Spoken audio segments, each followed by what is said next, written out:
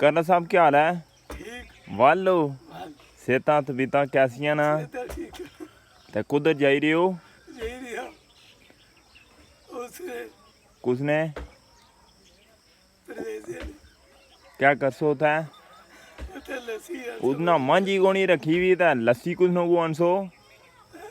मंझ कुछ उन्ना रखी भी कोई नहीं परवेज और रखियां दो वो आने पाबू बेर ने जासा मुद्दा करूँगा से माशा और सब खैर है खैर ते मलोट छोट जाने हो कोई नहीं लोग कौन मलोट दरबार कौन हो गए कदू जासो अजय जाने ये जमराती नो जाने क्यों और सब खैर है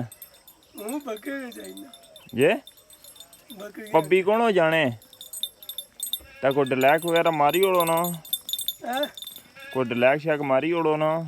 भाई छोड़िया हाँ